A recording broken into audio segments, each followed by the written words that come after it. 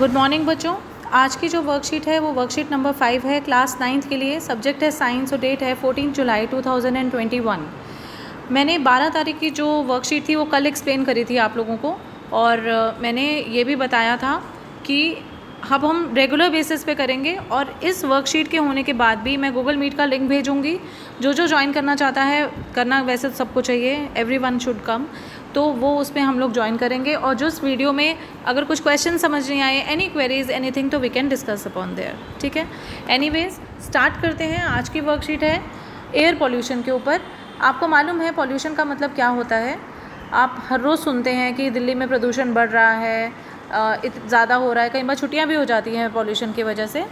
तो उसी के बारे में आज हम डिस्कस करेंगे। Sneha class 9 student was talking to her mother about how she enjoyed the fresh air and clear sky during the lockdown period. Lockdown period के टाइम पर जब व्हीकल्स बाहर नहीं निकल रहे थे तो ऑब्वियसली क्या होता कि जो हवा थी वो साफ़ थी, पॉल्यूशन कम था। Her mother said that this happen due to decrease in the air pollution, क्योंकि एयर पॉल्यूशन डिक्रीज़ हो गया था, कम हो गया था, व्हीकल्स बाहर नहीं जा रहे थे, धुआं नहीं था। Sneha could recall that Delhi was enveloped under blankets of a smog a few months ago, जबकि थोड़े ही मंथ्स पहले नवंबर के आसपास हमेशा हर साल होता है कि स्मॉग बढ़ जाता है, मतलब स्मोक प्लस फॉग। स्मॉग क्या होता है बेटा? स्मॉग जो होता है दैट इज़ स्मोक, स्मोक मतलब धुआं, प्लस फॉग जो धुंध होती है, ये मिलकर स्मॉग बनाती है, ठीक है। Air pollution was a matter of grave concern. A few things that ran across her mind were, उसके दिमाग में बातें आ रही थी कि when air is contaminated by unwanted substances which have a harmful effect on both the living and non living, it is known as air pollution.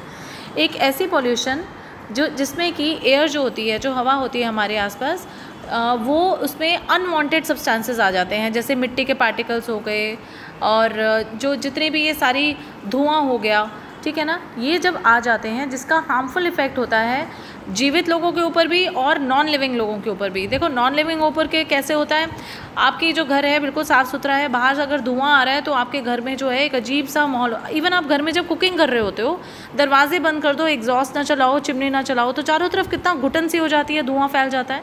तो it has a harmful effect on both living as well as on the non living. फिर है the substances which contaminate the air are known as air pollutants. और जो ये substances pollution फैलाते हैं उनको हम क्या कहते हैं? एयर पॉल्यूटेंट्स, जिसके एग्जांपल्स हैं ऑक्साइड्स ऑफ कार्बन, फिर है sulphur, nitrogen, dust particles, pollen grains. ये सारी की सारी चीज़ें जो हैं ये एयर को पॉल्यूट करती हैं, इसलिए इनको एयर पॉल्यूटेंट्स कहा जाता है, मतलब प्रदूषक कहा जाता है। हिंदी में से क्या कहते हैं? प्रदूषक। हिंदी मीडियम वाले बच्चे भी सुन लें। फिर है now try to match the sources of air pollution from the box with these pictures. अब आपको ये बताना है कि फैक्ट्री एमिशंस जो है वो कहाँ पर, फैक्ट्री एमिशंस इसमें क्या है? फैक्ट्री एमिशंस मतलब जो ये फैक्ट्रीज़ लगी होती हैं, ठीक है, वो जो हैं उनमें से जो धुआं निकलता है, तो वो ये वाला है, ठीक है। फिर है फायरवुड बर्निंग, ये वाली है। फिर है काउ डंग कोक बर्निंग, तो काउ डंग कोक जो है वो यहाँ पर दिया हुआ है, ठीक है। और उसके बाद है वहीकुलर एमिशन, तो वहीकुलर एमिशन भी ये वाला है जहाँ पे व्हीकल्स चल रहे हैं और उसकी वजह से धुआं निकल रहा है। स्मॉग जो होता है this is a thick fog like layer in the atmosphere. Atmosphere में या वायुमंडल में जब एक थिक फॉग लाइक स्ट्रक्चर बन जाता है, मतलब एकदम जैसे सर्दियों में फॉग नहीं होती, जैसे धुंध जिसे कहते हैं, वो हो जाती है, और उसको हम लोग कहते हैं स्मॉग। जैसे मैंने पहले आपको बताया कि जब धुआं और फॉग मिल जाए तो क्या बनाता है? स्मॉग।